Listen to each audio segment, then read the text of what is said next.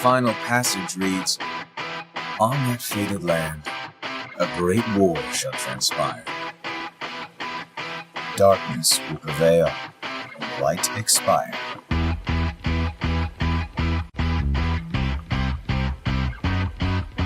This world is full of light. It's a world comprised of many smaller worlds, all connected, stretching as far as the eye can see. One great light protects us all. All worlds share one light, one fate." I take it you're talking about Kingdom Hearts. Yep. In ancient times, people believed that light was a gift from an unseen land. By the name of Kingdom Hearts. But Kingdom Hearts was safeguarded by its counterpart, the Keyblade. Warriors vied for that precious light, thus beginning the Keyblade War. All of this was decided. You really think you can change the future? All of this was decided. The truth is what you see with your eyes, not what you hear. Sounds like your trip around the world opened your eyes, but you got a little bit more than you anticipated. You must have seen a lot of darkness. So you're saying the weak feel the need to justify their actions to maintain a sense of self. You can't let that slide. I suppose letting false light dictate the future might be a pretty lousy move. So, you can make a change. You have that power. What do you want for the world? You believe the world needs you. Sounds like you already know where you're headed. If you truly possess control you. All of this was decided. You really think you can change the future? All of this was decided. The truth is what you see with your eyes, not what you hear. All of this was decided. Why not just sit back and watch it play out? All of this was decided. May your heart be your guiding key. Who are you really? Some kind of fortune teller? Well, I could lie, tell you that's what I am, when I'm actually a brilliant artist, even a scholar. I could tell you that I dream of world peace, when I'm actually planning for its destruction. The truth is what you see with your eyes, not what you hear.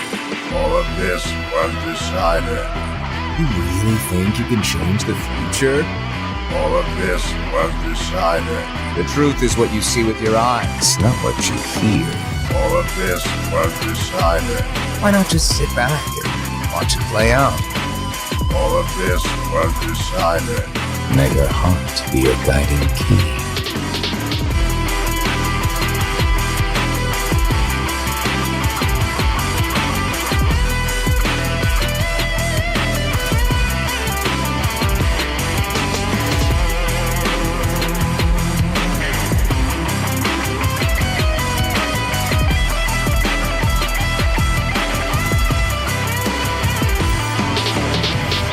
May your heart be your guiding key.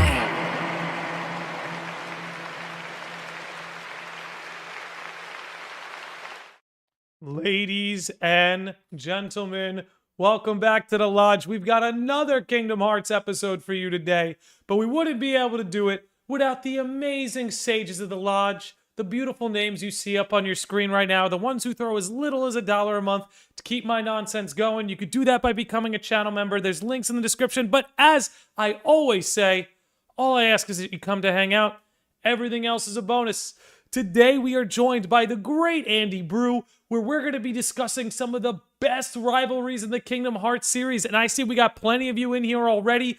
Black Red Pill, Edge of Ultima, Kevin, Eric the Dude, Starlatte Studios, Orion, Hyrule Falcone, Cash, Haru Mitch, a lot of early birds, Orpheus Joshua, Taylor Green. Oh man, everybody's chilling. So without further ado, let's just get into this already. Allow me to introduce today's guests Andy Bru. Andy, what is going on, my man? How are you doing? I am good, man. Hey, thanks for having me back in the lodge talking about Kingdom Hearts. You know, we love to talk about Kingdom Hearts here, so we yeah, talking about baby. Kingdom Hearts again. But yeah, I'm doing great, man. Happy to be here, as always. Dude, you came to me with this idea, just discussing some of the best rivalries in Kingdom Hearts, and it wasn't until you brought it up that I really noticed there are quite a lot of rivalries in this series. Some rivalries of the past, some of the present, and honestly, I feel like there's some in the future headed our way. Yeah, and I think, I think it would be a super fun discussion. I just like the idea of just like having this discussion, So, yeah, I mean, I'm excited. I'm sure it's gonna be a fun time. Dude, So. you brought the Appa shirt. That's how I know you're ready to go deep today. I mean, dude, listen, we're yipping right into it. We're yipping it, and honestly, I want to thank everyone. I want to thank you, Andy. I want to thank the chat, the whole audience. This is great for my FF16 edition. Addiction. I'm currently going through withdrawal, so if I'm a little off today, you guys know how it is. But anyway, dude, I mean, where do we start? Well, how about you go first? I want you to go first. You came to me with the idea. I think we can start with some. I don't want to say obvious ones, but like some obvious ones. Maybe start lighter, but like Sora and Riku. Boom. Sora and Riku. Like they, and I just love. I'm not just talking about Kingdom Hearts 1 either. Because obviously, like they are trying to share a Palpu fruit with Kairi, and it's like I look back at that, I'm like, man, they were such kiddos, so immature. Well, that's what I want to ask. Do you think? Meanwhile, only like a couple years in game really went by, but it's been like 20 years for us, So I actually want to ask you about that before we go deeper on the whole rivalry thing. Do you think Riku was actually trying to compete with him for Kairi, or do you think he was kind of just being the big brother and like teasing Sora and poking at him because he knew? I think but whenever I first played Kingdom Hearts 1 as like a 6-year-old, I was like, bro, Riku's trying to take my girl. I don't like this guy. Like, what the heck? And now he's like my favorite character in the entire franchise. But same. I think like looking back at it, I really think he was trying to like tease him, Yeah, that's how I see it. And because it's not, I don't think he ever like, I mean, maybe like, like there's like those scenes where like he's on like Captain Hook's ship and like he's Kairi's body. He's like, like he's like the one who's like gonna protect her. So like maybe like yes, but like that also could have been the darkness like talking in him. I don't know. I can kind of see it being a little bit of both. I mean, obviously, like I wouldn't see it that way now. Obviously, of course. I always even just like whenever you're on Destiny Islands and it's like, oh, now the score is 1-0. Now the score is like. 0 to 10, back whenever I was 6 years old, the score was 0 to 10 because I sucked at Kingdom Hearts. But I wanted to beat Riku, and then I actually had to fight. You actually have to fight him in Hollow Bastion, and it's like serious. It's like, whoa, like now this escalated way farther than I thought. And then like, gosh, one of my favorite moments, and the reason why I love like, I guess this rivalry is because they are friends, right? Yeah. Like. And one of my favorite moments is at the end of Kingdom Hearts 2, whenever they're in the realm of darkness, they're sitting on the beach, and like, Riku saying like, "Oh, there's one thing that I have that you don't, something that you could never imitate." And it's like, what's he gonna say? And he said, "Having you as a friend." And it's like, oh, got him. So it's like the wholesome. It was kind of like. Childish and crazy at first, but now it's like wholesome, right? Yeah, it's wholesome, and even with like gosh, I wouldn't even call it a rivalry in Dream Drop Distance because they were doing the Mark of Master exam together, But even like, it's just cool to see their relationship evolve as the franchise goes on. From like Sora being the like they're obviously like. Ends with each other in Kingdom Hearts 1, but like Sora's the one who ultimately saves him, right? And then Riku makes up for it and saves him like way down the line. So yeah, I don't know.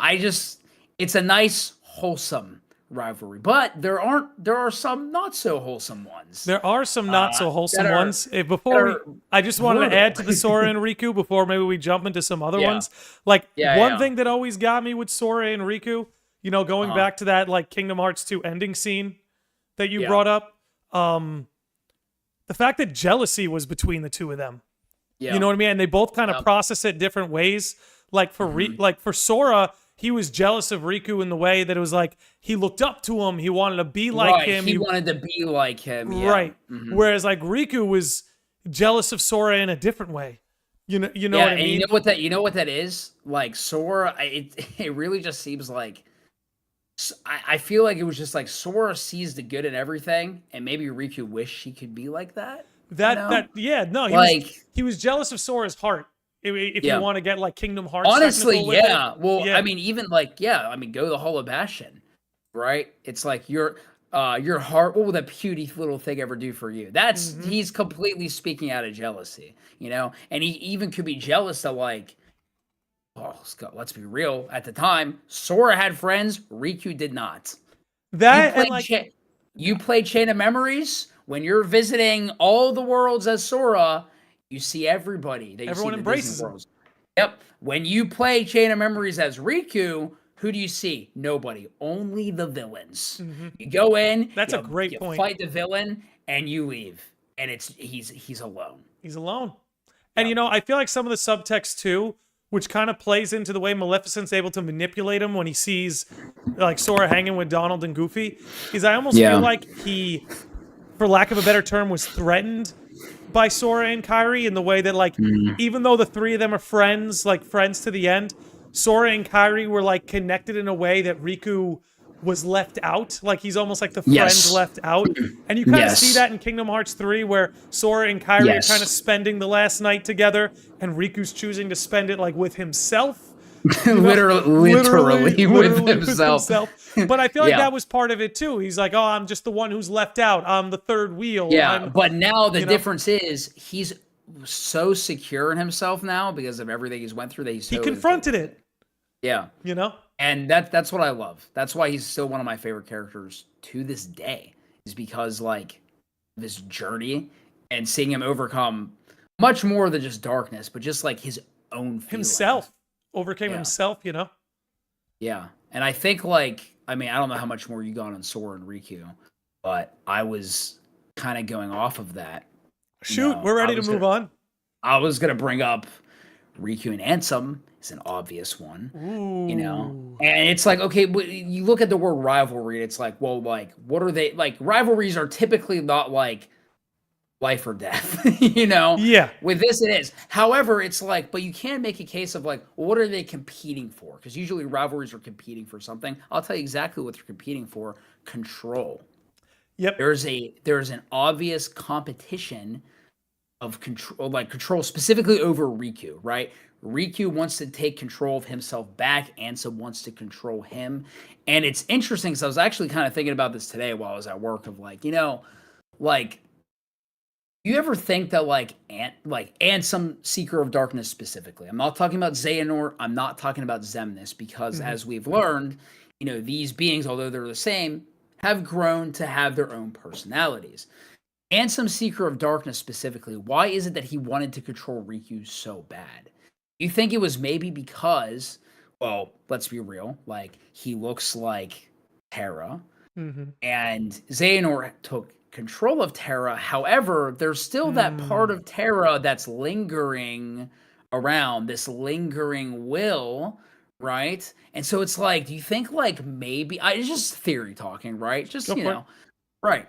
You think maybe Ansem was like, you know, I never actually fully, like Xehanort, like somebody got control of Terra, but we never actually fully got control of him. He still has a will that is fighting. What if I could take that away from somebody else? And so the only thing I would say to that is, would you say that's consistent with Kingdom Hearts 1, where I feel like Ansem did for a moment there have full control of Riku? Well, I'm thinking about Chain of Memories specifically. Gotcha. So in Kingdom Hearts that. 1. Okay. Yeah, he did in Kingdom Hearts 1, lost that obviously, but like even the initial drive maybe in Kingdom Hearts 1, like is that in the back of his mind of like, because yeah, he succeeded, he did. In the back of his mind of like, well, like, was that like, something that was like eating up at him? Like, well, we didn't fully get Terra. Maybe I can fully get this guy, and he did, but it didn't last very long. Because even Riku says, I had all the darkness you had to give, and Sora still beat me. So like, your darkness sucks, bro. Like, you got nothing. But yeah, I mean, that's how I've been kind of thinking about it, of like, I don't know. Like, I'd like to sit down and like, like have a conversation with Ansem, Seeker of Darkness, and be like, so like what really, like, a little therapy session. What like really, what really drove you to do this? To What's possess your a obsession child? with bodies? Yes, like what is your obsession? Yes, exactly. Well, yeah, exactly. But I think that actually puts it together. Is like, that probably is what drove him at the end of the day. But no, that's an interesting rivalry. That's one I hadn't really thought about, because you are right. I like that. I like your basis of like, hey, these rivals have to be competing for something. And sure. I think that's a good base to go off. They can't just be, you can be arch enemies and not be rivals. Yeah. If that makes sense. You're frozen on us. Oh no, you're back. Uh-oh. You're back. Okay. No worries. But yeah, no. Honestly, you were. Ansem was coming for you, bro. Ansem was coming. He was. He's coming for me next. Yep. He might already be here. Let's give some love in the chat to Taylor Green with their first super chat, coming in with $13.99. I appreciate that. Don't put the number 14 out here. Keep it at 13. This is Kingdom Hearts. Right. I love it. It says, I am working on my Vanitas theory. Go fund yourself is my Twitch tag to prevent confusion. I'll be done soon. Aside from that, I just want to show support. Enjoy the stream. Well, dude, thank you. Listen, support can be anything you want. It could be just hanging out in the chat. It could just be shooting me your theory. Everything else is a bonus, but I do appreciate that super chat. That goes a long way. Thanks for supporting the Lodge, and feel free to share your opinions on anything you feel about rivalries in Kingdom Hearts. Because, I think bringing in the Terra dynamic, just to get back to what you were saying, it's almost like the spirit of Terra and the spirit of Xehanort through Ansem were also competing for Riku. You know what I mean? Like, he was their prize to compete for, like which way he was going to go. And, like, to Riku's credit, he walked the road between the road to dawn, which ultimately is what I think gave him the edge. But that's an interesting one. If you have anything left, I actually wanted to bring up one. I don't know. Do you have anything left for it? I mean, if you play Kingdom Hearts, you know the story of Riku and Ansem. We don't got to recap it. We don't have to recap it. Right. Look, they're always at each other. There's one rivalry I know the two of us can't wait to talk about. And I think you know exactly which one it is. I'm not going to bring it up yet. We're going to save it. We're going to save the sauce. Yeah, we'll save it. We're going to save the sauce. I'm actually going to bring up Invi and Aced. Oh, okay. I think this is one we saw in back cover, start to brew, no pun intended. That's going to be big in the future, man. Because, just to put it at a base level, Invi was probably among all the foretellers the most loyal to the master, most loyal to his teachings, most loyal to his plan. But Aced was the rebel, man. Aced was the guy that was like, no, we got to do something. This plan is doomed to fail. If we don't do something, light is going to expire. It says it in the Book of Prophecies. Which is why he is the best foreteller. Bro. I'm sorry if you disagree. But he is the best one out of all of them. He was the only one who was willing to go against the master. Dude, anyway, that's my Aced. He thinks for himself. You know what I mean? Yep. Not that some of the other foretellers don't, but Aced more than anyone... Like, he's abrasive and stuff, but he was sounding the alarm and he was right, And like, to his credit, I always bring this up because I feel like everyone just interprets Aced as this like big jerk. But when he was trying to recruit Gula and Ava was like, hey, I'm not about it. I want to stick to the master's teachings. Right away, he wasn't like trying to convince her. He goes, okay, you should do whatever your heart says is right. You know what I mean? Like, quite the opposite of how people interpret him. And say what you will, I'm someone, I actually love Invi. I think Invi's a great character. I think she's going to be very exciting to watch. But Aced straight up, when Invi was like, hey, spying on you is my role, Aced is just straight up like, yeah, that's your role, but leaking it all to Ira has nothing to do with what the master told you, Yeah. And it is, I love that because it's quite literally like, as far to each side as you go. Invi, who is the most, I would argue, the most devout. She's the teacher's pet. Yeah. And Ased, who's like questioning everything, right? So it's as far on the spectrum as you can go. And even going off that, you can even say Ased and Ira too, because like, well, like, do you want to be leader? Well, I don't know. I was saying that. Like, you really want to be leader, huh? Well, that's not what I said.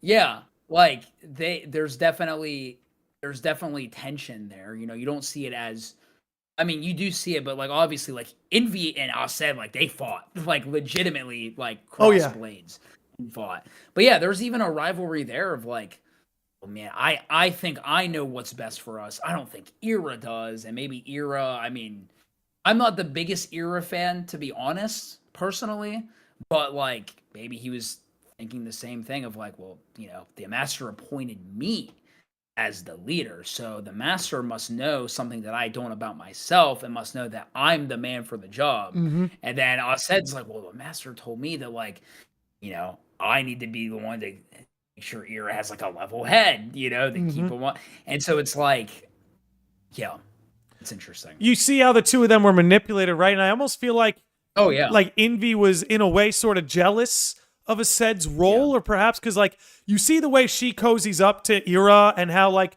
again she was like the teacher's pet for the master, and the fact that Ased got to be number 2 and Ased's role was to like help guide Ira in the right direction. Like Invi sort of subverts that.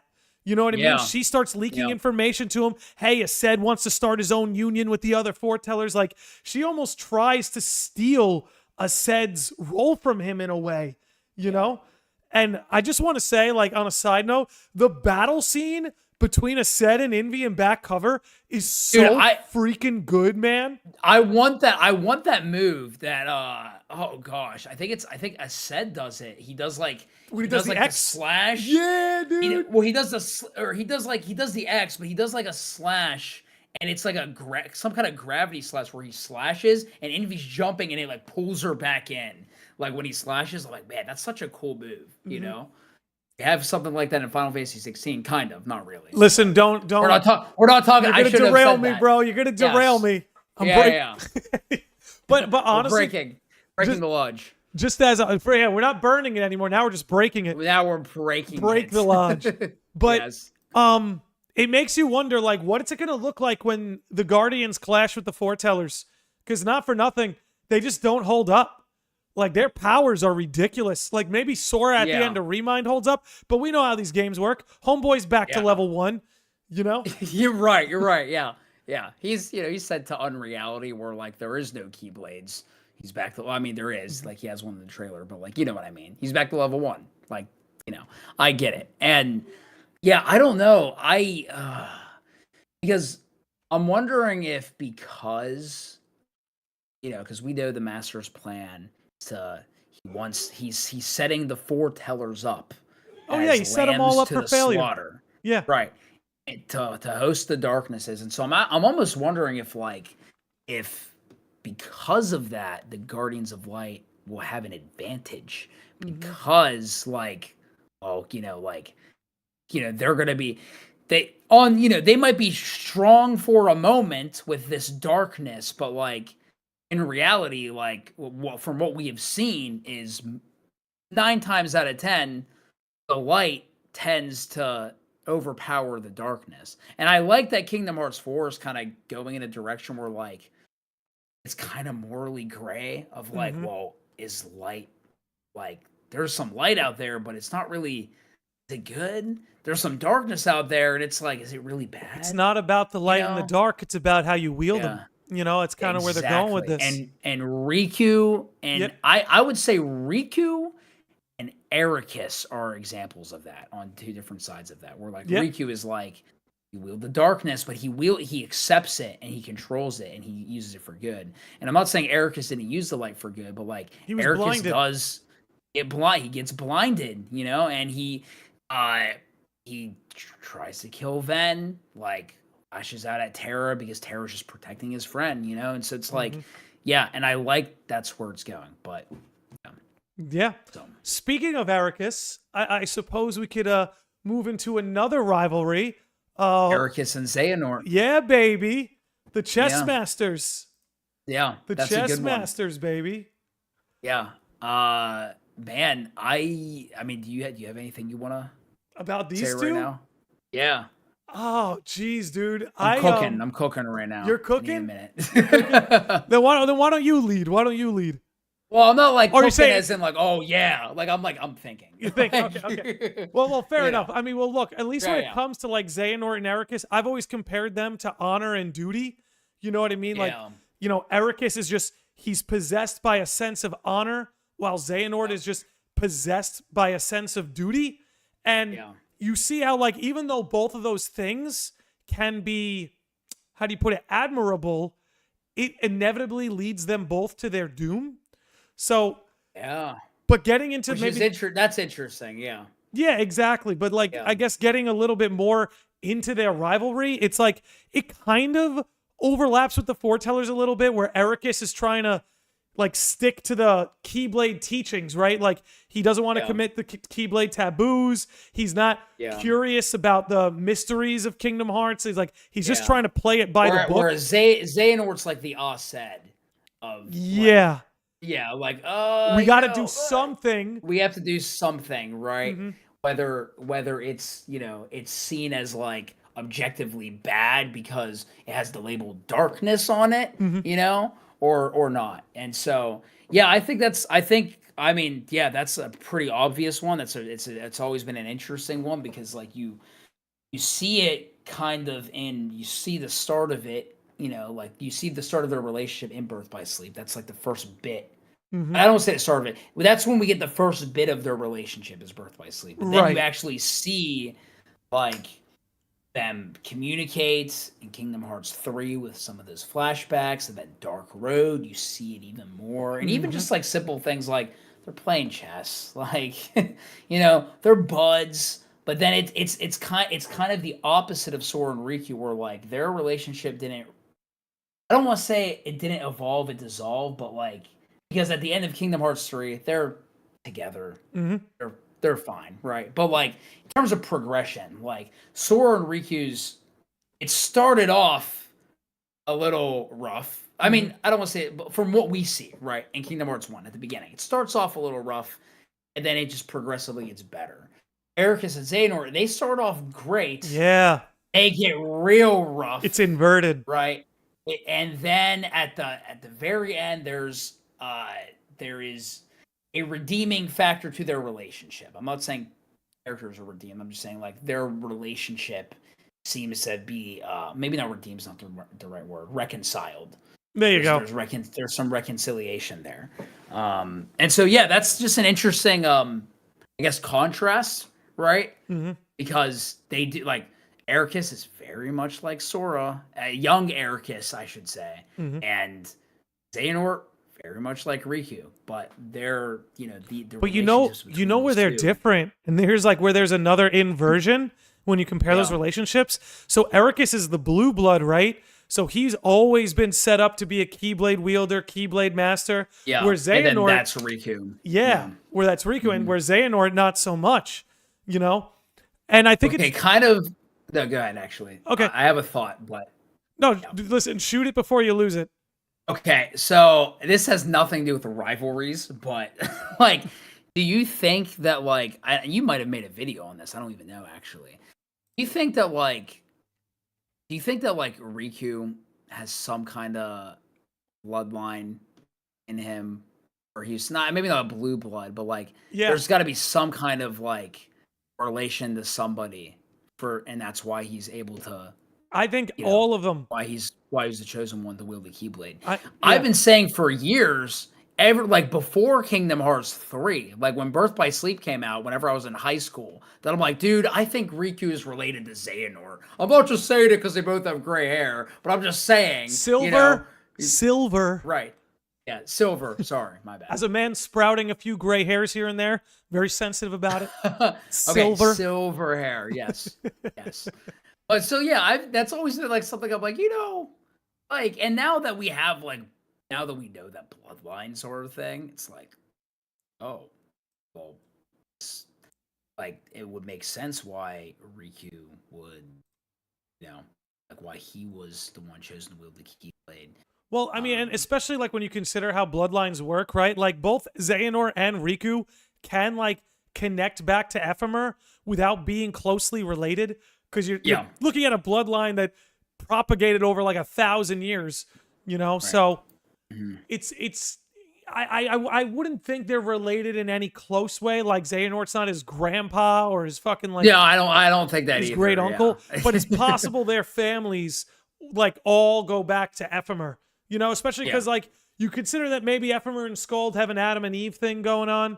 You could always consider something like that. And maybe what makes Blue Bloods interesting is somebody like Brain who didn't perish, but like propelled himself into the future.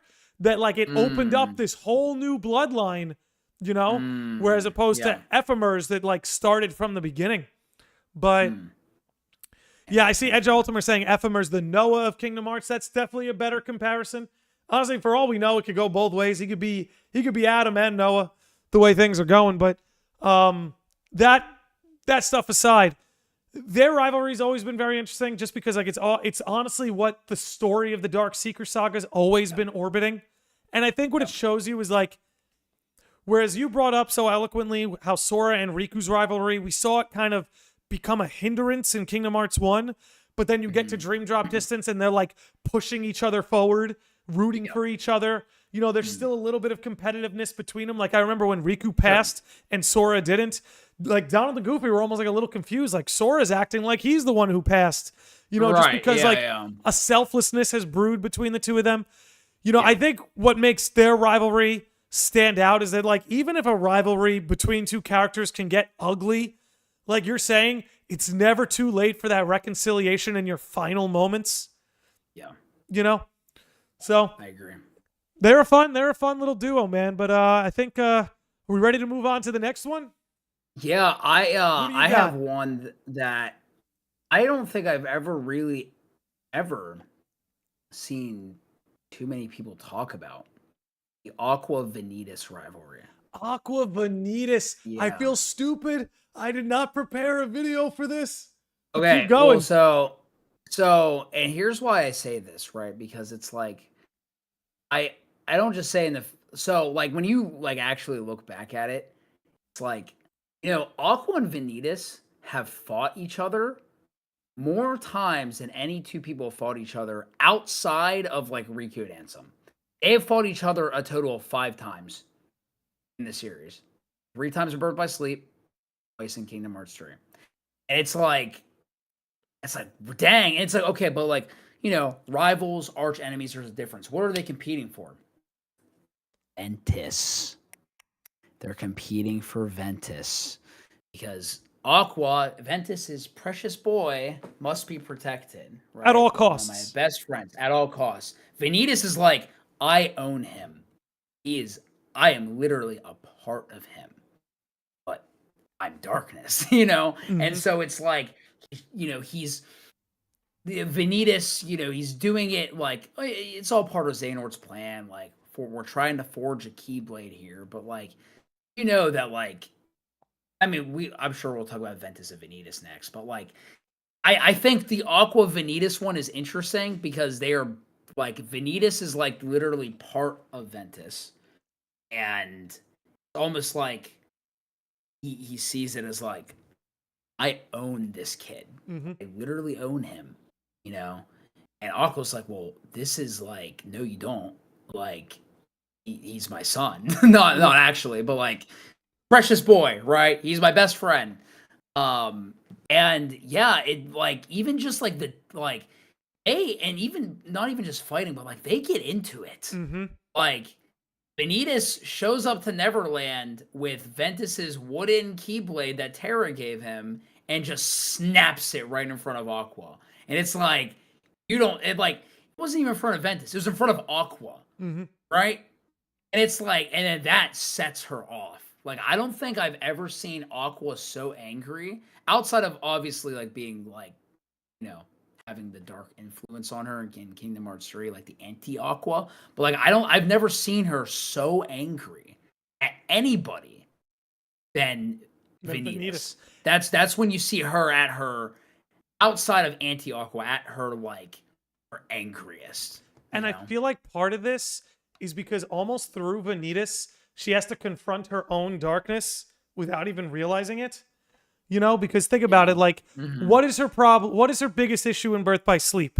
She's overprotective of both Terra and Ventus, and she does not question authority like she should.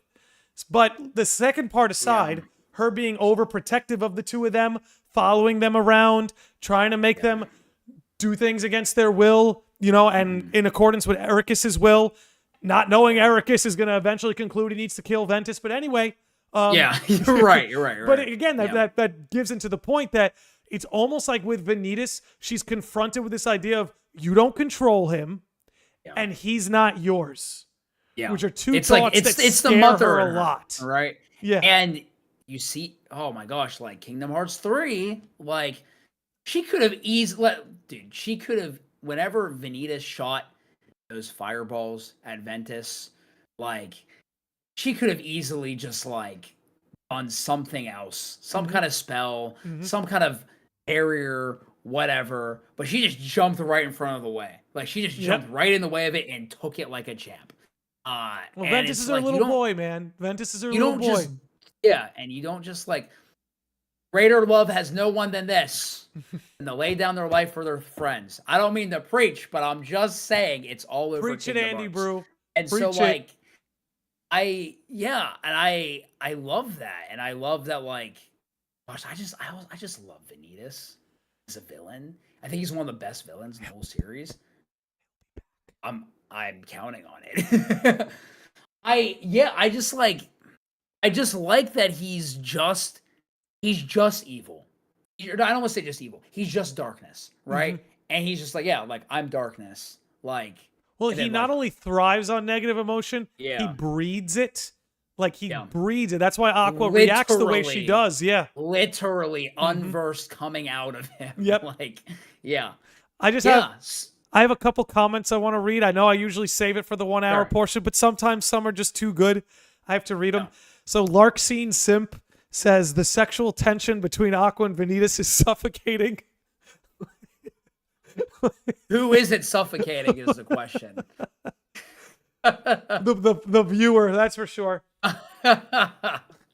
Kitties and Mitty says her biggest issue is that she was given too much crap to do and is trying to juggle too much. And I think that's, honestly, it comes with the territory of being a master. I was just going to say. She did her best. And then SMH says, I swear Vanitas is just there to make everyone face their own darkness. Yeah, no pun intended. He's literally a mirror. You know? Yeah. Which his helmet. Oh, yeah, I didn't even think about that. He's a mirror. And then when the helmet comes off, he looks like Sora. So it's like he's literally the just embodiment a mirror. of, like, I don't want to say the embodiment of pure light in the series, but like the embodiment of the most wholesome character who, like, whenever you think like light in Kingdom Hearts, like, although Kairi is a pure light, Ventus technically is a pure light, you think of Sora. Well, because Sora chooses the light, right? Whereas like Kairi and Ventus have a strong predisposition to it. Sora, the ordinary boy, like chooses that path. You know what I mean? Yeah. Yeah. And I think it's a rivalry that, like, no one talks about that much. And you're right. Like, gosh, like, it made, like, Vanitas made Aqua snap. Vanitas made Ventus snap. I'd have to, like, I mean, even Terra. I don't want to say Terra snap, but, like, I'm just thinking, like, whenever Ventus brings up Vanitas for the first time to Terra, he's like, you saw the boy in the mask? Yeah. Like, everybody is so hyper fixated on Vanitas. Well, like, even look at Sora. Character. Like, Sora couldn't get the best of him in Monsters, Inc. If Sully didn't get involved, Sora could have been toast. And then when you look if you look at all the organization death scenes in Kingdom Hearts 3, Sora is very wholesome with all of them. From Ansem to Xemnas to Larkscene to Marluxia. Yeah. He's wholesome, he's composed, he's controlled. But with Vanitas, he can't understand Vanitas. Like, he's the one character in the organization. He doesn't understand him. Like, why won't you stand by our side? You choose darkness? Like, he just can't get a grip. You know? Yeah. And that's what makes Vanitas, like, such a great character, because he is like he's like the what's the word I'm looking for? He's not the link in the chain, but he's like the Chink in the armor?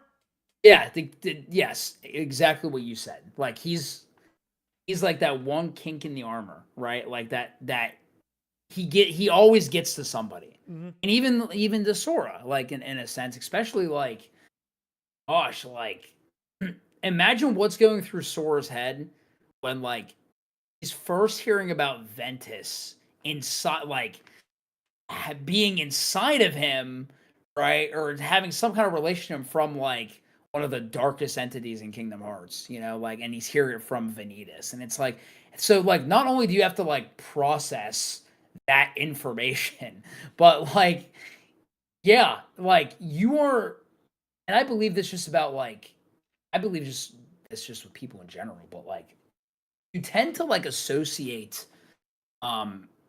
people tend to associate people with like specific things that are said or events. So for example, that's why first impressions are so important. For example, like if I met you for the first time and I said like some outrageous thing that like would have offended you. I can't even think of anything to be honest, but like let's just say, for example, first time I meet you, I say something super outrageous and it's just like that like it's like one of those things where it's like that was like not cool. Like we don't know each other. You're gonna remember that for the rest of your life. Even if our relationship gets better, you are going to remember that and you are going to associate me with that event in some way, shape, or form.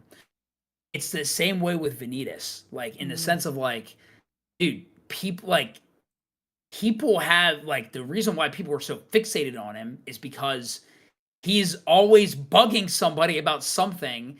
And let's be real, I feel like at least nowadays, like it's, you know, I don't want to say this is, how do I put this? I think sometimes it's easier to dwell on the negative than it is the positive a lot of times. Not a healthy thing to do, but sometimes like it seems that way of like, oh, like I can't believe this person did me dirty like this and this. Like, you know, like sometimes it's hard to let go of those negative things, and that's what Vanitas thrives on, right?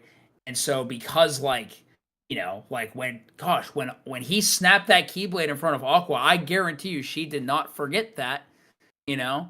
I guarantee you. Like she could have beaten him to a pulp, it would not have mattered. She did not forget that, you know? Which is funny because like Sora only sees Vanitas before Kingdom Hearts 3 in Dream Drop Distance in that one scene where he's kind of tripping out and he's like, your heart is a prison even if you are not the prisoner. And Sora remembers that. Like when he sees, no, actually I think he says it to young Xehanort. He doesn't say it to Vanitas. Never mind. I know with young Xehanort, he's like, I remember you from the dream. I don't think he says that to Vanitas. So forget I said anything. Well, I was going to say, speaking of memories. Who we got now? I mean, we could, I guess, we could talk about Ven and Vanitas, but we were bringing up memories. I'm not sure I even see them necessarily as a rivalry, you know what I mean? It's just, they're opposites, right? Yeah, they're opposites. I was going to say Axel and Isa. Yes! Absolutely. Underrated. Yeah. Underrated rivalry, Axel and Cyax, Lee and Isa. You know, I don't know why I said Axel and Isa. I'm never going to say that again. That's so weird. It's either Axel and Cyax or Lee and Isa, you know, like, but, yeah, I mean, just like in, I don't know, I'm thinking about Birth by Sleep, right? And then like, okay, like, Ventus meets Axel for the first time, or he meets Lee. Sorry, he meets Lee. I'm trying to be politically correct here. Ventus meets Lee for the first time.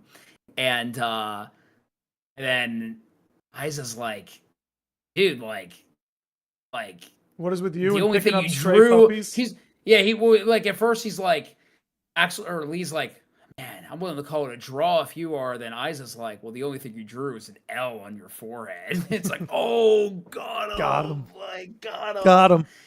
And yeah, it's like what you said when Isa says like, what's it with you picking up stray puppies? And Lee's like, I want everyone to remember me. And, you know, and obviously Isa was very jealous of Lee. Cyax was very jealous of Axel. Was it you on a podcast we discussed the similarities between Axel and Isa and Sora and Riku, that whole like driven by jealousy thing?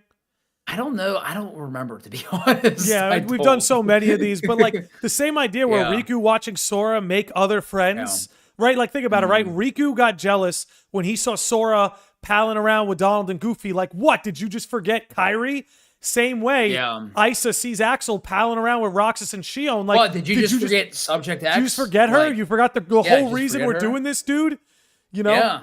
And like he's another one, like Sykes is another one where you watch him in 358 over 2 days and you're just like, he is such a jackass. I hate this guy. Yeah. But then you get to know him and you're like, Axel, Yes. you abandoned the plan, man. He had every right to be a bit of a jerk.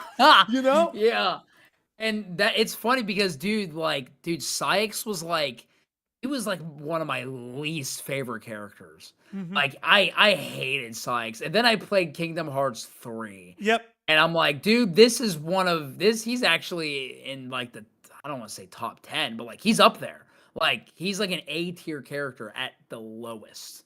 Right? Yeah. At lowest, he's A tier. Well, because they played the long game with him where you didn't quite know what was going on until we got to Kingdom Hearts 3. Like you could piece it together, secret reports and everything, but you only got to see how he really felt in Kingdom Hearts 3 because he was basically putting up a front in Kingdom Hearts 2, 358 over 2 days. Yeah. You know, the entire franchise. Yeah. Yeah. And so like it's again, it's the jealousy thing, and it's like the heck, even like I could even see I hope we get like something on. I just want to see like on screen play out. I just want to see what, like, we know what happened when they went in the castle. You know, we know what happened when they broke in, but I want to actually see it. I want to see like were they racing to like the, you know, was it like a Peter and John thing, right? They're racing to the tomb. They're racing to the castle, right? To try to see Subject X.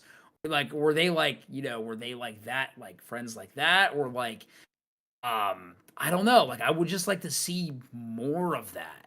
You know, like I want to see more of that. Especially because it's such a big mystery in the series now. Yeah, pre-organization. You know? Like I want to see more of the relationship pre-organization because there's so much more there. We have an idea of what it was like. Birth by Sleep gave us that a little bit, but it's like, man, like I feel like there's so much more to unpack there, and then it makes like replaying like other games and seeing like their relationship kind of invert a little bit. It makes it so much more like hurtful, not in a bad way, but like in like oh man, like they had something really great here and then it went bad, but then it got really good at the end, you know? And so which has kind of been a theme with a lot of these relationships between like two characters is like you know, it goes really bad and then it gets really, there's reconciliation. And so yeah, Axel and Sykes for sure. Even like gosh, just very specific things that Sykes says to Axel, especially in 358. Like which would you rather suffer the loss of? Some make-believe friendship, Roxas and Xion, or a real one, me and you? And it's like, dude, that stings when you think about it. You know, it's like, or even just passive aggressive, like, oh, did it break again? And then Axel snaps, keep your mouth shut. You know, like, oh, yeah. The tension, bro. The tension was high with those two. Yeah. I love it. Me too. I love it. I love it. Yeah, and I hope we get to see more of them now that they're buddies, you know, again. I'd like to see a little bit more of them. I wonder, like, is Isa going to wield the Keyblade? Is he going to study that? Or is he going to stick it out with his weapon? We'll see, man. We will see. Yeah, that would be kind of wild. Wouldn't it? Would you say there's... I'm asking you this. Would you say there's, like, a bit of rivalry between Roxas and Axel at all? I'm just curious as to what you think. I don't think Roxas and Axel so much. I don't know. I don't think so Roxas. either. I'll tell you who Roxas has a rivalry with. Hayner. yeah. Roxas and Hayner, dude. Roxas like, and Hayner. There's not there's not a whole lot to analyze or pick apart here, but I mean, it was a crucial part of like the Kingdom Hearts 2 prologue. You know what I mean? They faced off in the struggle. You know? Yeah. And then like at the end of the day, it's like, we're friends. Like you beat me. You got me, Yeah. That's a good one. Yeah, That's not too much to unpack on this one, but Not really. I thought it was worth bringing up. Yeah. Poor I mean, Hannah. man, even if you want to dig a little deeper, Roxas and Sora. Yeah, and honestly, I was thinking Roxas and Riku you could consider too. Yeah. It was kind of, like Roxas and Riku, Roxas and Sora. I mean, Roxas and Sora, it's like, gosh, like I'm just like, I mean, that iconic battle in Kingdom Hearts 2. I mean, I guess there's a couple of them, but like, I was gonna say which one, man? Yeah, like between Sora and Roxas, were like, man, like, he's kind of like he's like, tell me why he picked you, right? And so it's like, Roxas wants to be his own person, and seems like beating Sora because he's a part of him is the only way to get what he wants. As if a way to prove it, Right.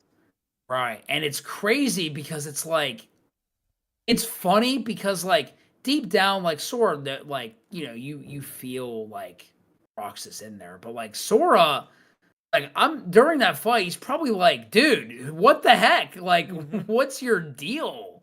Like Sora doesn't like get it at that point until Dream Drop Distance, or the conversation happens. Like, dude, you deserve to be your person just as much as anyone else. And then that's where, there's kind of, I don't want to say that's where the reconciliation is, because there was reconciliation at the end of Kingdom Hearts 2 with Sora and Roxas. Oh yeah, absolutely. But that scene is a nice, for the lack of a better phrase, in reference to Days, the icing on the cake. It was a nice icing on the cake, right? Icing on the cake. Like, keep like this could have been the other way around, but it has to be you.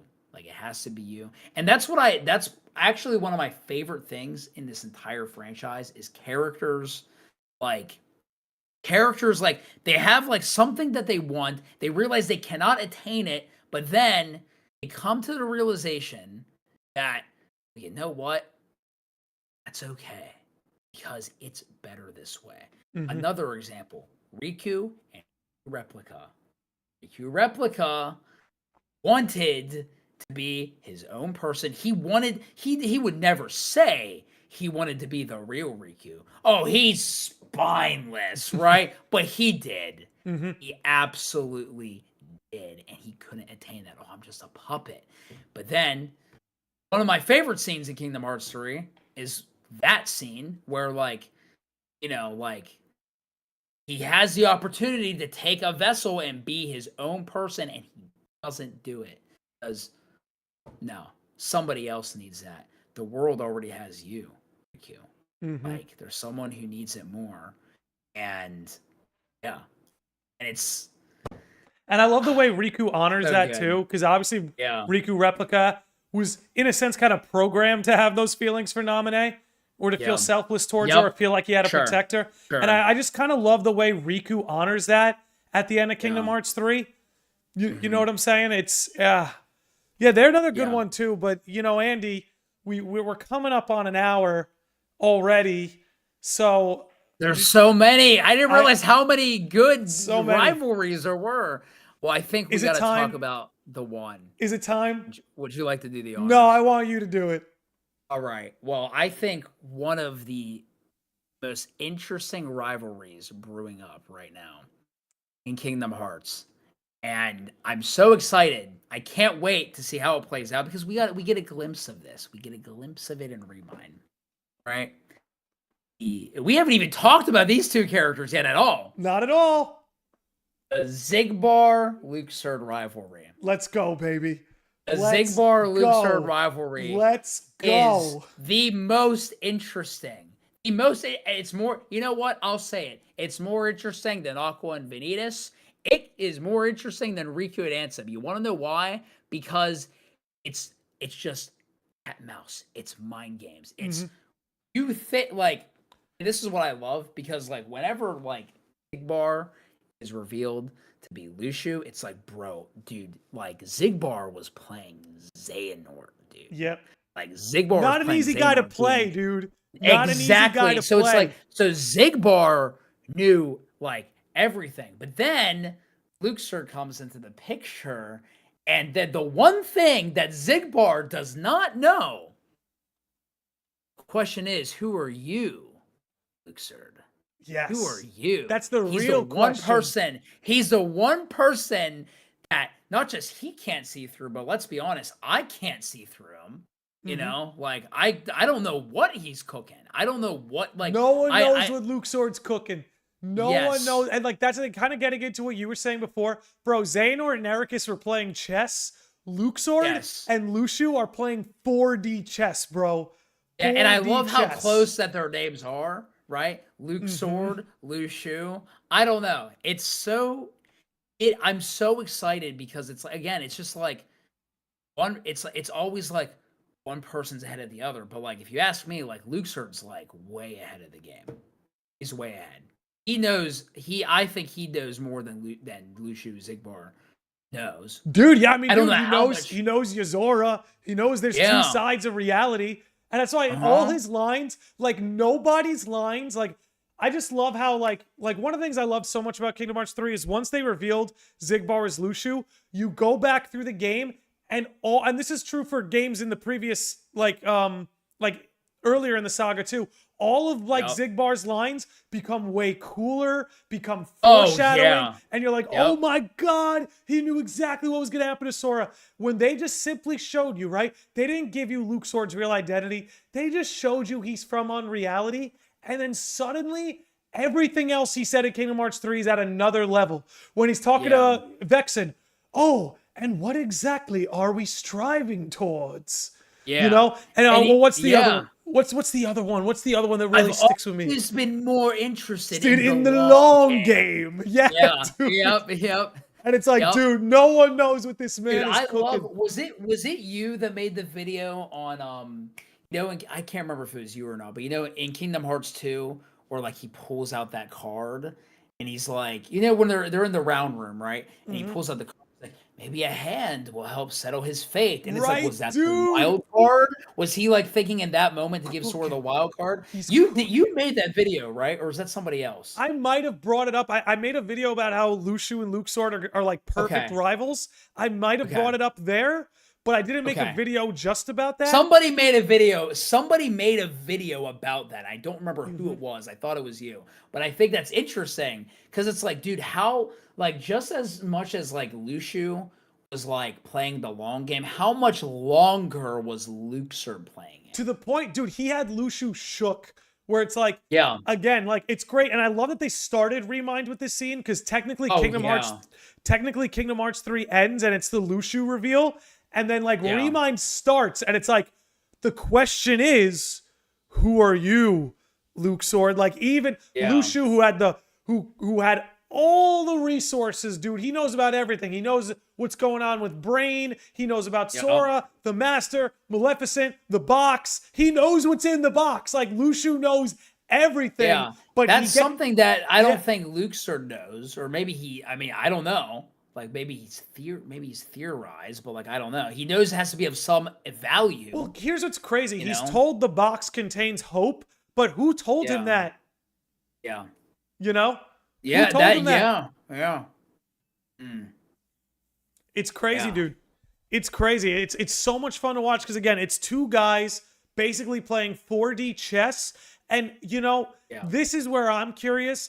Whereas Luxu is working under the Master, even though I think he's going to betray him, and that the Master's expecting that.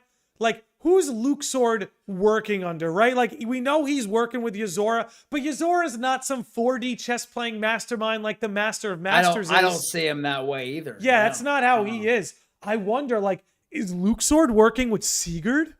You know what I mean? Like, could that be the guy he's kind of working under? You know what I'm saying? Yeah, I mean, who was Sigurd on the phone with at the end of Unit Cross? Could have been Luxord. I don't know. Like, doesn't he pull out a cell phone or something? Something. He like pulls out he's talking to somebody. I believe the term is gummy phone. Okay, yeah, you're right. You got me. I need to be politically correct. The gummy phone. But yeah, it's I don't know. Okay, so actually, do you think that Luxord is actually because I was kind of thinking too that he's from Unreality, but like I kind of go back. I kind of entertain the idea. That's what makes him trippy. He's not. He's Yeah, part of because the Xemnas- ancient Keyblade legacy. Exactly. So he's like not from there. He's been there. But he got there And somehow. How many times has he been there? When did how? Because obviously, I won't say obviously, but like is that whenever Luxord is in the car and Ysord's in the back seat, is that like one of their first interactions, or have they been like buddy for a while? I think they're buddies. Because he refers to him as commander. You know what I mean? So he has that like he does say for him. Yeah, you're right. You're right. He does say commander. Yeah. Yeah. And this is where it's like I felt for the longest time Missing Link is gonna end with Brain going to Quadratum. And I think he won't be the only one who goes.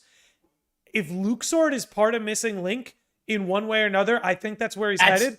And then that's how he gets there. So that's how he gets there. And I'm with Maria just dropped it in the YouTube chat. He has to be a Missing Link. Ancient Keyblade Legacy. And look, Maria just dropped it in the chat, and neither her nor I have any proof, but maybe Sigurd is Luxord. Huh. You know? You know what? We never saw his face. We never saw his face. Just like Luxu. Never saw the original face. Oh my gosh. Oh wait, hang on a second. What is you might know this, but what does Sigurd's name actually mean? See, I've looked this up. Well, so he's it's inspired by Norse mythology. He's like a folk hero. This is probably not going to happen just based on the fact that Nomura likes to name things from Norse mythology but not follow through. So Sigurd is a folk hero who ends up meeting his doom. I could be wrong about this because his woman cheats on him. And so I don't think we're headed there. Well, okay, so the name meaning the name meaning of okay, it's the origin Sigolor. I don't know if I'm probably not saying that right. It's like Norse. It's like a Norse O or whatever the heck it is. I don't know what it is. But the name means guardian of victory. Oh, dude, and he's a gamer, bro. He's a gamer, it's all bro. Game, bro. He's all about gambling and winning, right? Guardian of victory. Ooh, there it is. We're on to something. Huh. Now I'm looking stuff up. Oh, you know what? And I was right. He was right.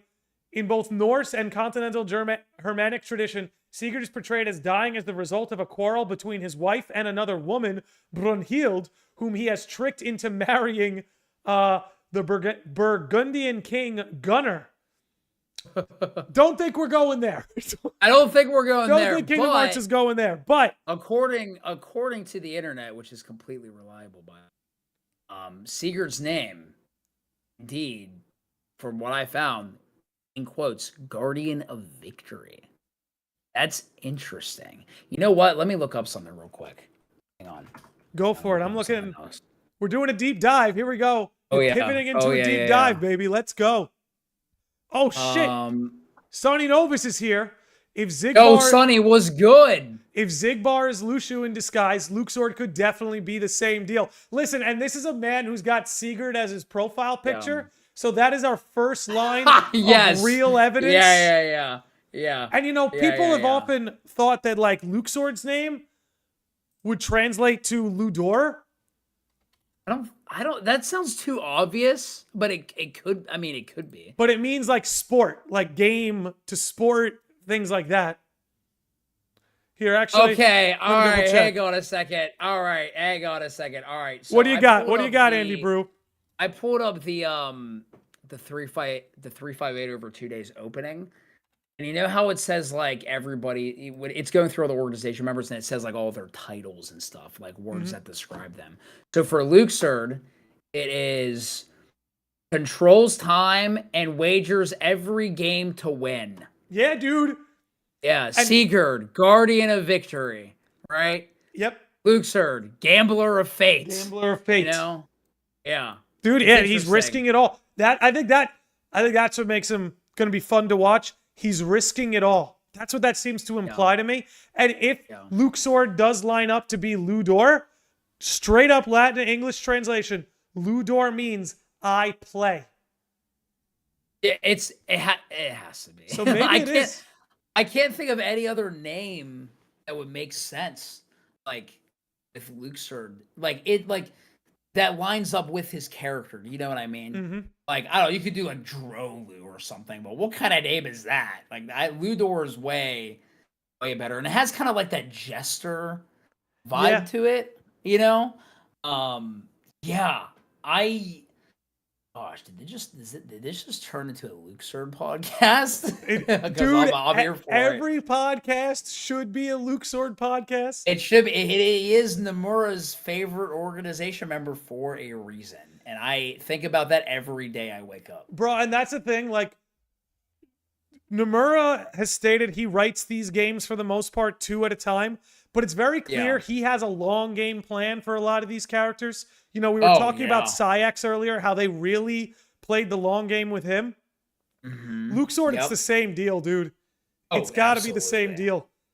Absolutely. And that's also what is so rewarding about sticking with this franchise for like as long as we have.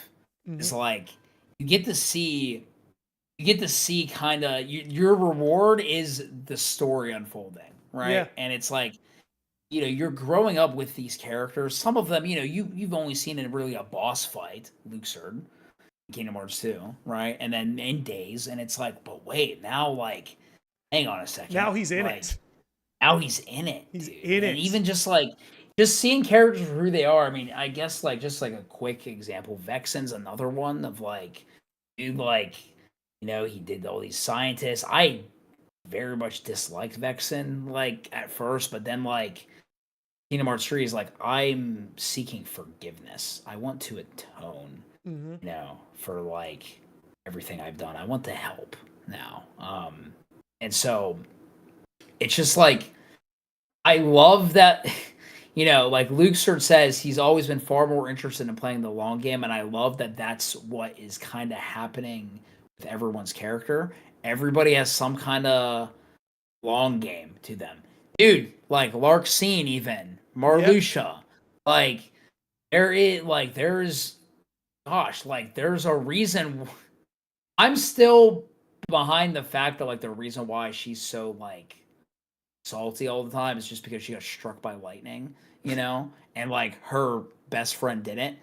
He landed in a field of flowers. Struck by lightning and like Lorium face down in the dirt. I'll never forget. I wish I saved it. Somebody made the funniest fan art after the finale dropped of they show it to in Union Cross, but whoever made the fan art really exaggerated it. Like Lorium was just like really laying there and feeling it, and Larxene was just like really shoved in the dirt like a crater. Dude, she was so nice. I mean, she had like, you could see like bits of her personality. She was nice, but she was a lone wolf. She was very to herself. If you pay attention to her Chirithy's dialogue, like she really doesn't care about other people. She never really associates with other people. But then she saw Lorium's devotion to his sister, and then she developed a bit of a crush on him. And I think a lot of her bitterness too is that like she's throwing herself at Lorium, and Lorium honestly could not care less. The dude is so fixated on his goals, whether it's staging the coup or what's going to be now trying to get his sister back, which, you know, Lunar Lux and I on a podcast talked about this, where I'm like, they're a duo I want to see so much from, and I want to see the two of them fight. Not a physical fight. I just want to see them just tear into each other, because they're the two to do it. You know what I mean? Like, if Sora and Riku got into an argument, it's not going to get very volatile. But man, if Elrena and Lorium got into an argument, they're going to rip each other's heads off, dude. It's so crazy because I obviously see that with Elrena, but like, I cannot picture Lorium being like super hot-headed. Well, do you remember remember him when he wanted to go after Ventus in Union Cross? Oh, that's true. That's true. He's got that dog in him.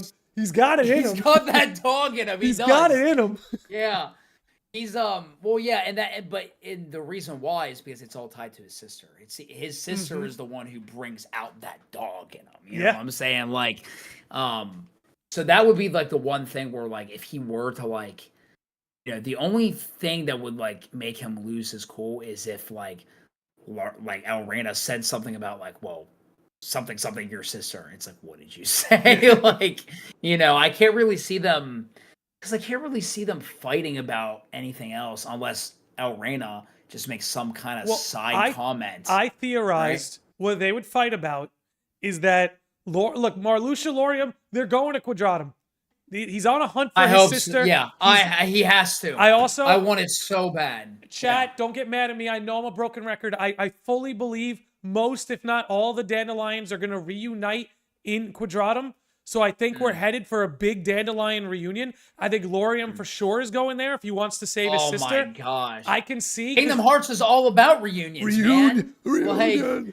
Oh no, not that kind of reunion, but not that kind of reunion. But I see. Look, Larxene follows him everywhere. She followed him to Castle Oblivion. She followed him to the Keyblade Graveyard to join the new organization. She follows him everywhere. She's gonna follow him to Quadratum, and at some point, like you're saying, she's gonna make a side comment.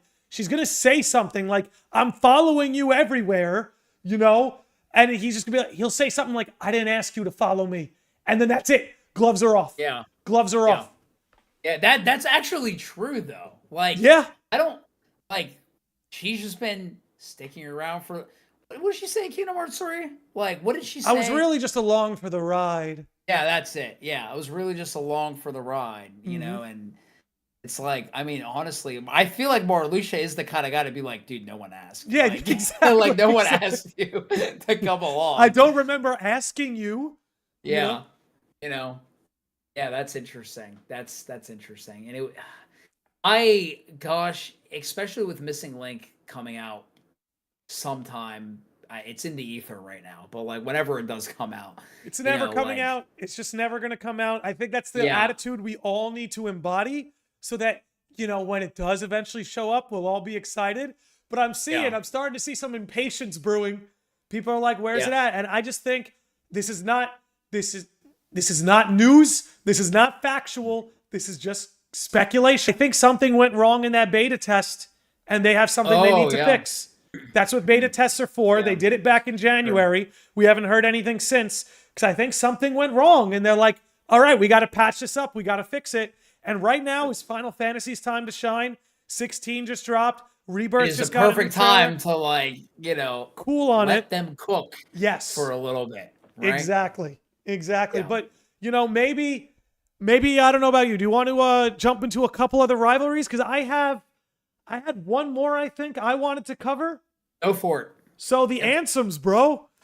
We got to talk about the Ansems. Oh, of course. Ansem the Wise and Ansem Seeker of Darkness. Like, you don't get it much more of a rivalry other than a guy stealing your name, stealing your apprentices, and stealing your life's work. And then making you look bad for it. Dude, you're the one who goes to the realm of darkness. Yeah. But even in I bring this up all the time because even in Kingdom Hearts, we actually talked about this on a previous podcast we did about Ansem the Wise. Because in Kingdom Hearts 3, you know, Ansem Sod comes up and he's like, all the children sacrificed in the name of your research. If you pay attention, it was only in the name of his research, but it wasn't him that did it. Yeah, he tried to stop it. He tried to stop it. And not saying he didn't do like some scummy stuff, but he realized what he was doing was wrong and he tried to stop it. And so he's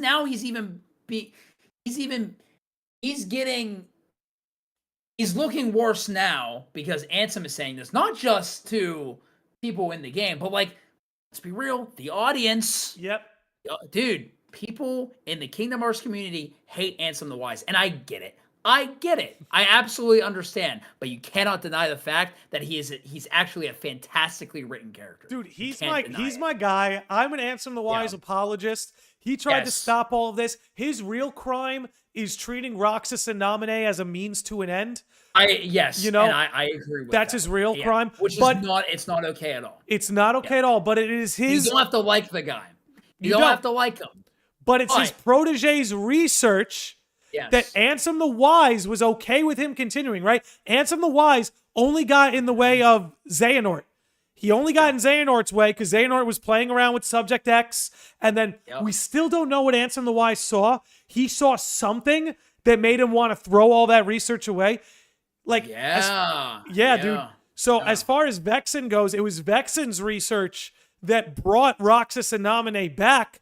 And look, Ansem the Wise was the guy in the lab working to bring Naminé back too. Same with Roxas. You know, doesn't forgive everything he did. But look, in a lot of ways where Kingdom Hearts is a story of death and rebirth, it's also a story of redemptions. And Ansem the Wise, he walks everywhere. Dude, he walks that path of redemption. He's my guy. I am an Ansem the Wise apologist. I think he's great. Like you said, he's one of the best written characters in the series. And it's like, dude, I mean, if we want to dive into the politics of Radiant Garden, he was a king and he was loved by his people. You know, like the Radiant Garden gang longed for the times where he was in charge. When he was in charge, it was Radiant Garden. When he fell to darkness, it became Hollow Bastion. You know? Right. I don't know. Okay, my Ansem the Wise rant is over. I'm done. I'm done. No, I love it. I love it. We need more of it, to be honest. And but I mean, that's the Ansems is a good one. And like, cause like, dude, like, homie took his name. Like, he took my name, everything about me. Like, for real, him and the Nameless Star would be best buds. Dude, that is something. Honestly, that is something people got to understand about Kingdom Hearts. Is what's happening in the present moment is always a microcosm to the macrocosm of the future plot. Right? You could say Kingdom Hearts 1 was a microcosm of the Dark Seeker saga. Everything going on with Ansem, Seeker of Darkness, his name being taken, his research, his apprentices, they took away my name, everything about me. That's a microcosm for the Nameless Star and Yozora and everything going on there. You know, it's very interesting, dude. It's just very interesting. And it's littered throughout the entire series. Like, just like these rivalries in general. And it just like, you know, for a series that's very like, you know, love and friendship, there's a lot of tension. And betrayal. A lot of characters. And betrayal. And jealousy. Right? Yeah. Like, it's kind of crazy. It's almost like real relationships, you know? Like, it's almost like I'm sorry, I'm about to call so many people out. Do it. It's almost like Ansem the Wise is so relatable, that's why you don't like him. Yes. I'm sorry. I'll just say, I think I've said that before too. He's so relatable, it's almost like you don't like him. Dude, if you don't see yourself in Ansem the Wise at least a little bit, you're kind of a liar. You know what I mean? Yeah. We should all see ourselves in him a little bit. Yeah. You know? Not in actions, right? But in like not in like actual, like, you know what I mean. Yeah, like, no, Andy, you and I are not tampering with children's lives in a dark laboratory. No. Like, no. And that's not okay, by the way. Yes. Let me make that clear. But we've been blind. We've been blind to our own flaws and misdeeds, you know? Yeah. Like, we all have, you know? And I think that's why he's like, when he's Diz, he's almost like blinding himself in that mask, because it's like, you know? I was going to bring up, like, dude, even like, dude, you look at like the Pharisees in the Bible, and it's like, like when Jesus is like, you know, like the Pharisees will say, oh, God, thank you. Hey, like, don't pray like this. God, thank you that I am more righteous than this person. Like, man, you know, I might have messed up, but like, I didn't do that. Instead, they're like this, God, I am a sinner. Like, I'm flawed.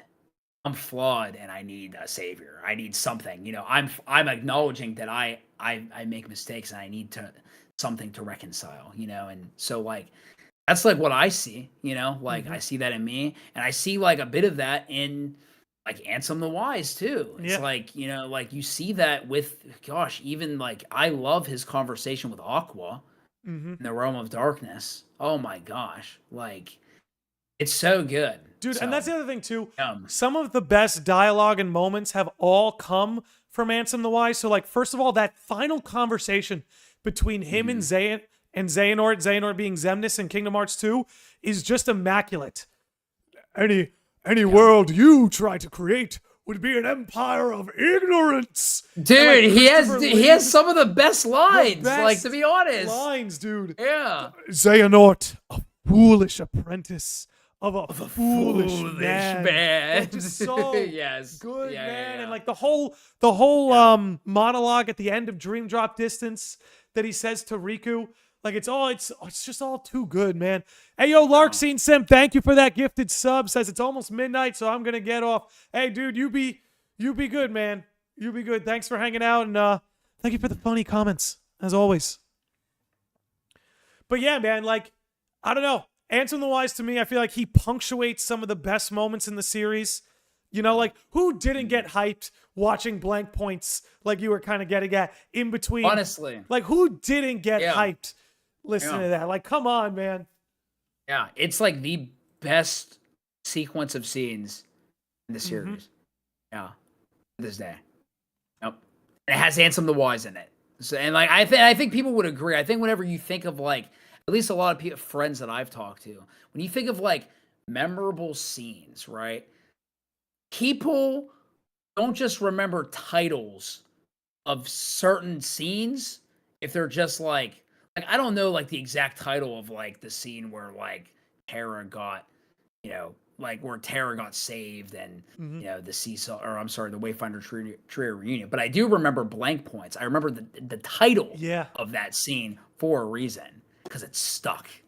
You know, I'm not saying others didn't, but like just you know, food for thought. Something to think about. Yeah. Something to think about. Yep. All right. Do you have any rivalries we haven't touched on yet? Oh man, I think that might be it for me. I think so. I know I had a little covered checklist. a lot. We did cover We a lot covered a more lot. than I thought we would. Yeah. I have a little checklist here, and I've met all mine, so we could open it to the chat a little bit. I know they're kind of going off right now. Someone brought up Sora and Yozora. I don't think we're there yet. We're not there yet, but it could be. But yeah, absolutely. Because like, I mean, man, I don't know. Like, dude, if this Keyblade Hunter thing is a thing, I think that'll make things more interesting. You know, that's a theory that I had of like, Zora is what's he commander of? Keyblade Hunters. Yeah. He can steal your Keyblade for crying out loud. Like, he has to have experience fighting people like Sora, which also could make sense because we know Xehanort knows about unreality. Was he there? Keyblade in hand? We don't actually know.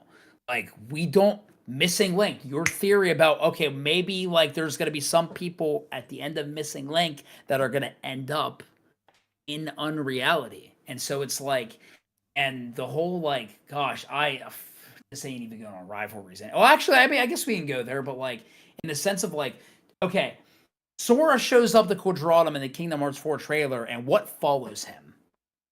This giant dark side. I believe it followed him there. You want to know why? Because go all the way back to Kingdom Hearts 1. Oh, the Heartless fear the Keyblade. That's why they're going to come after you no matter what. Quadratum could have been almost completely peaceful without these monsters until Sora shows up.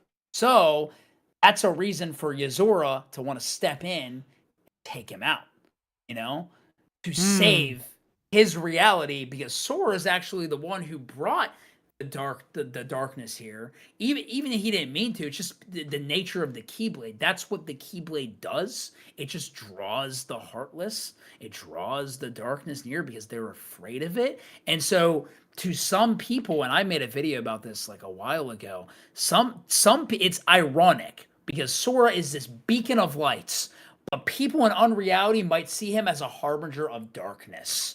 One who brings darkness, which I think would be so ironic. Be a good way to turn it on its head, yeah. Yeah, because we all know Sora's not like that. It's not his intention, but it's just like, it would be an interesting perspective. It actually would be interesting for Sora, too, to actually, for once, be seen as the bad guy. He's not the bad guy, and what he's not doing is bad, and like he's just there. He just ended up there because broken a nature taboo, like he's there. Well, it's a good trope that we see, and you see it in Final Fantasy 16, where it's like trouble just follows the protagonist, and it's not the protagonist's fault per se, but wherever they go, they're going to be hunted. It's going to breed trouble, or in Sora's case, it's going to breed darkness. So man, I could definitely see it playing out that way. Kevin and Noct Flugel brought up a great rivalry that we forgot to bring up. Okay. The Master of Masters and True Darkness. Oh, of course. Who are clearly playing a chess game of their own, dude. From the very beginning. Dude, okay, so this is another video I made. But I have a theory that True Darkness came from the Master of Masters. And it all connects with what the Darkness and Baldur says in Dark Road, where he says, "Go on. Well, all darkness comes from somebody, even ancient darkness." He says that.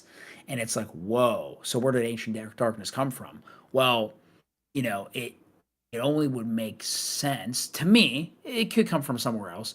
But maybe it came from the Master of Masters. And that's why he's so bent on doing whatever he can. Yeah. It's a redemption to get rid of it. It's a redemption, right? just like Ansem the Wise. He's willing to sacrifice anybody. Exactly. He's willing to sacrifice anybody, except guess what? He's doing it in like a Thanos way, right? Where it's like he's not doing it in like he's not like Ansem the Wise sought redemption out of like trying to do good. The master might be seeking redemption, but he's doing it with like something that's not morally good. He's setting up these sacrificial lambs for the slaughter to host this darkness, and it kind of would make sense because when you look at them communicate, they obviously have a relationship. They obviously know each other. They've talked before. This isn't their first interaction, and it will not be their last. They have a relationship. I think that darkness came from the Master of Masters, which is why he is so focused. He will do anything he can, even if it means sacrificing his apprentices and himself, yep, in order to get rid of it. Dude, it's funny, and like again, the microcosms of the Dark Seeker saga. The Master of Masters is possessed by a sense of duty. Not in the same way Xehanort was. Xehanort was a little bit more self-serving. Supposedly, we don't know how much truth is in the Master's words just yet. But like, even look at a guy like Ansem the Wise, who used Naminé and Roxas as a means to an end. The Master's doing the same thing with the Foretellers. He's willing to just sacrifice them because he believes what he's fighting for is bigger than that. And just to get to your point where he's like, he even mentions in Union Cross, like, hey, this is not a story of like heroes and justice. I'm paraphrasing, but he says along the lines, it's about getting the job done is essentially where he's coming from. And you're right that maybe the reason he's so hell-bent on this is because he feels guilt. Like, this came from me. I did this. This is my fault. And again, why show us that in Dark Road? They're doing all this for a reason. Why show us that in Dark Road that happened with Baldur? It would kind of explain the Master's personality. He's masking, bro. Dude, he's masking with his playfulness and his and like, I don't say lightheartedness, but like his playfulness, like, being like, well, I'm too scared to take my coat off for her, lol. But like, he's masking, dude. Well, so let me ask, has he mentioned whether or not because, like, you're right. Like, I'm trying to think. Like, the Keyblade breeds dark. Like, the darkness are drawn to the Keyblade, right? Yes. I'm wondering, like, do we know who invented Keyblades? Or who's like the first to manifest them? I thought, I could be wrong. Chat, you can correct us, please. But I thought like the master like made them from like his Keyblade. Well, Strider Ryuki on Twitch just chimed in. Young Xehanort did say the master's Keyblade is the most ancient. Yeah. So maybe upon creating that Keyblade, like maybe that's what helped like conjure up the darkness. I'm not sure. Yeah. I think the master was the one who like made them, and then there were like and then like I don't know. I don't know if there were people in a warehouse just pumping him out after he was like, "Hey, here's a great idea. You know, here's my key." But like, where did his Keyblade come from? Did he just make it?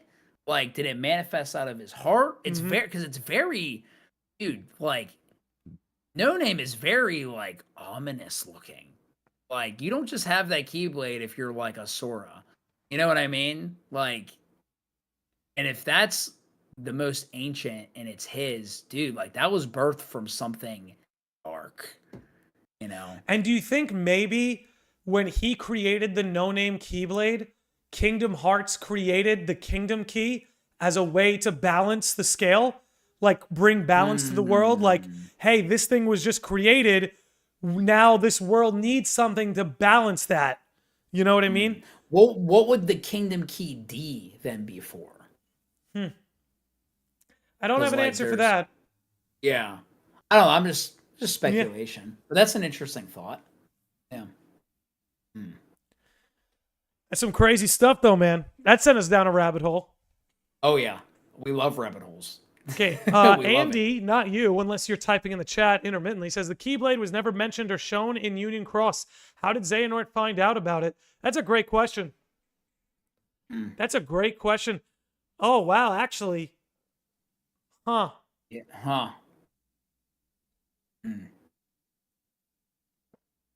I don't know. That's... I wasn't reading the chat. Are you referring about like the Keyblade? Yeah, like, the like, one when like 7 key. lights and 13 darknesses clash. Okay, gotcha. Yeah. Because you're right. It does not show up. So like, where did that like?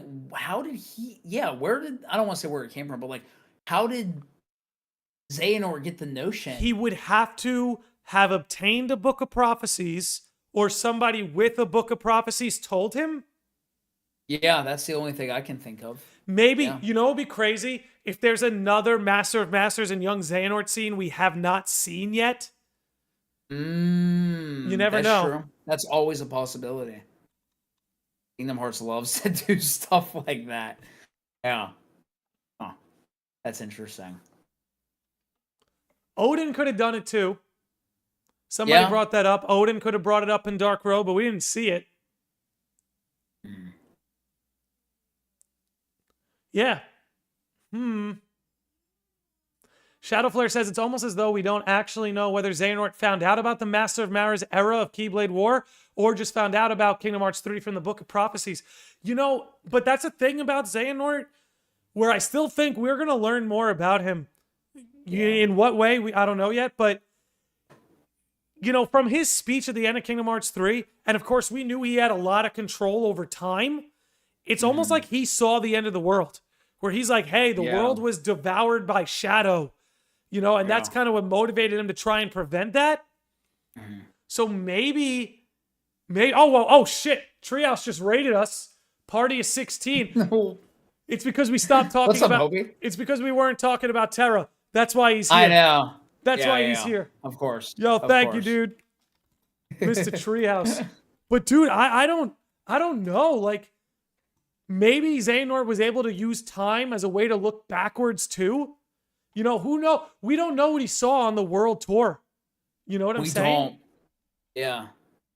I have to go watch that scene again. Yeah. Like, just to listen to like how Xehanort responds to the Master. You know, because like that, the way that like people, you can get a lot from like the way that people just respond.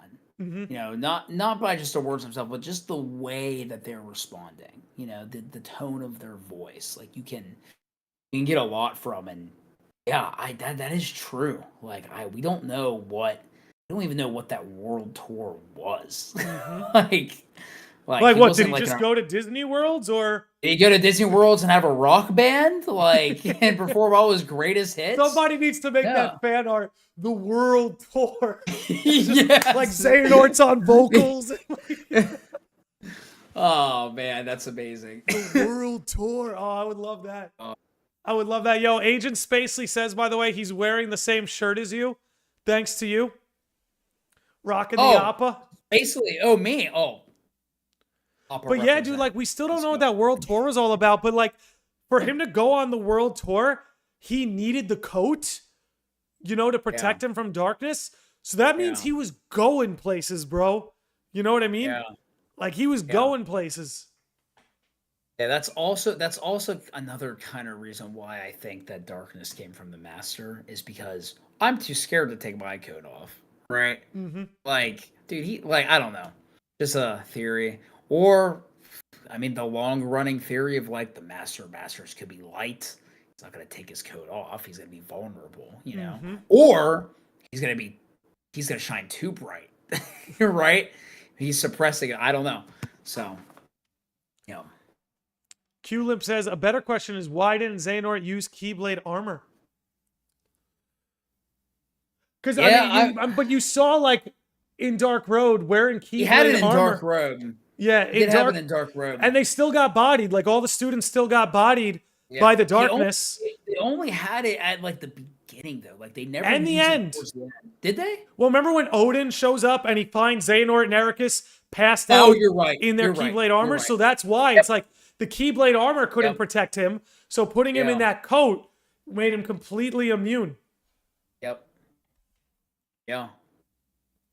Interesting. Eric the Dude says, do you think Master of Masters was really scared to take his coat off? Or did he use reverse psychology so that Xehanort would eventually take his off, therefore exposing him further to the darkness? I mean... he did need that to happen for his plan, so it is a possibility. Yeah, maybe. I mean, even... Oh gosh, I could even see it going in the sense of like... Master of Masters, not just as a plan, but he has backup of backup plans. Just as Xehanort had... He had guardians. He had princesses of heart. I plan for every eventuality. Right. The Master of Masters. Well, hey, maybe if the foretellers don't work out, maybe if one of them doesn't come back, right? Okay, let's get Xehanort to take the coat off. I'm sure he'll be a great candidate to replace Ava, somebody, whoever. Just as an example, right? Yeah, dude, that's a rivalry we didn't talk about. Ava and Luxu. Oh my, bro! This podcast is never gonna end. Never gonna end. That's a good one, though. Yeah, that's a good one. I mean, that's because I think they're both. I think both in their own way are going against the Master's plan, and that's kind of what punctuates their rivalry. You know, Luxu wants to betray the Master, like in his own way, whereas Ava like refused to believe that that's what the Master's plan is when Luxu laid it out to her. You know. Might be crazy. I don't know. I honestly, like, Ava... Like, if we don't see Ava in Kingdom Hearts 4, I might riot. I might take to the streets, Andy Bru. Because... You think we'll see her missing link? You know, I've played with the idea that that's who Sigurd is on the phone with. Like, I've played with that idea that it could be her. Because, like, her job was to take, like, the best Keyblade wielders, fly them off to another world, and it's like... I mean, like, did Ephemer breed all those Keyblade wielders into into Scala, or did some of them just arrive there? You know what I mean? We don't know. Could be an Adam and Eve thing. It really could be. Or it could be that, you know, like, it could be Ava, like, getting who's left there. Yeah. Yeah. But I'm excited to see the two of them clash, too, because it's kind of funny, like, like Luxu had like this shit-eating grin when he's looking around, like, I guess Ava didn't make it after all. Yeah, you know? Right. You're right. Yeah. And that's also interesting because I kind of would like, we didn't really see much more of that clash in Union Cross. We don't know how it ended, but we know both of them got out alive. Right. That's what's interesting. And there's something I'm noticing about Luxu. I think he's striking bargains with everybody. I think he's making deals. He cut a deal. He obviously cut a deal with Brain, right? Obviously. He could have killed Brain right on the spot, but he didn't. He cut a deal. And they both got what they wanted, right? Yeah. I think Ava's the same thing. I think however that fight ended, they cut a deal. I don't know what it was, but I think that's what happened there. Yeah, because again, they did either that or somebody. I can't see either of them running away, but like Yeah, I don't know, or I mean, one like maybe Luxu left Ava unconscious, and then that was it. Like maybe there was a victor in that fight. I don't know. I kind of like the idea of them. Well, maybe there was some kind of deal cut because then that leads you to think, okay, well, what was that? Like, what could that have been? So, yeah. Who knows? I mean, I just typed it in the chat, but Q-Limp did rebuttal and said, no, we don't. Luxu could have killed Ava and her mission may have still been completed. I'm like 95% certain that we see Ava chronologically in a later scene down after that fight. Like, I think she appears to the Dandelions, player included, after her fight with Luxu. Chat, feel free to fact check either myself or Q-Limp, but I'm pretty certain after Ava and Luxu clash, she appears before the Dandelions, before we never see her again. Didn't she, wasn't, I'm trying to remember, gosh, Union Cross is always so fuzzy to me because there's so much that happens, and it's all like, it's all meshed into like one thing. Wasn't like Darkness posing as Ava at one point? Or is it the other way around? That happened very strangely when we got a glimpse at Strelitzia's death and the darkness walked into the light. It showed itself in the form of Ava. Is that the only time that happened? That's the only time we've seen that, but we've also seen Ava herself be able to shapeshift, which is kind of trippy. Well, let me propose this then. What if she didn't make it? And what if that's not her? What if there's already one of the 7 deadly darknesses in her? And even when she appeared in the Keyblade War and after that, that was actually just ooh. You know, it's just a thought because we really don't know. Maybe they both came out alive. Maybe they didn't. Maybe Ava left with I don't know. Maybe Luxu cranked out that box, bro. Dude, I've always thought I don't think I don't know. I was gonna say I don't think this is the truth, but it would be really trippy if Ava was in the box, because then all the foretellers would have reunited, dude. You know? Right, there's hope in the box. But okay. First of all, what would you mean by that? Because she just cramped up in a ball, just waiting for my time, just waiting for my time to get out, or it's her heart in the box, or it's like let's just go down a darker road, no pun intended. For example, her Keyblade's in it, and that's what's left of her. I mean, it's crazy. I don't know. I think she might be in Quadratum, honestly. I can't let this go. I don't know why, because it's all right, look, this is something I've brought up before, but it's Strelitzia was taking care of Sora, right? Okay, how does Strelitzia have any reference of who Sora is? And before anyone says how would Ava have any reference, Ava has a book of prophecies. So, just leaving it there. Who's Strelitzia answering to? Who let her know, hey, that guy's one of us. Let's throw him in this nice bougie apartment. Make sure you bring him groceries. He's going to sleep for a while. He always does. It's just very weird to me. Strelitzia acting on her own in this way doesn't really make a whole lot of sense. There has to be someone there she's working with. Yeah. Speculation. Holy hell, dude. It's we're an hour and 45 in. It's getting crazy. Oh, man. I mean... You know what else is going to... Go ahead. What's up? No, I was going to say, I got nothing else. I'm just kind of riding with whatever you got now. Yeah, I'm riding with the chat, but I think now might be a good time to talk about a little something that's on the way, and that would be Kingdom Hearts Reconnect.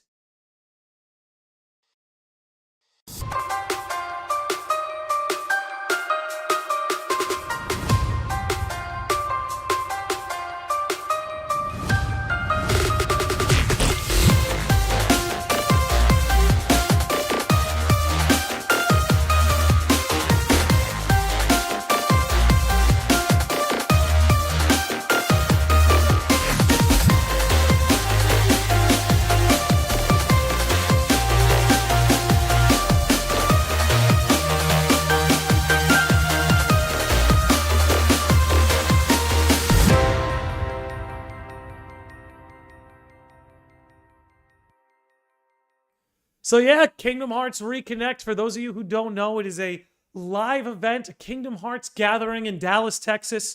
You know, lots of people like myself are going to be there. I'll be there.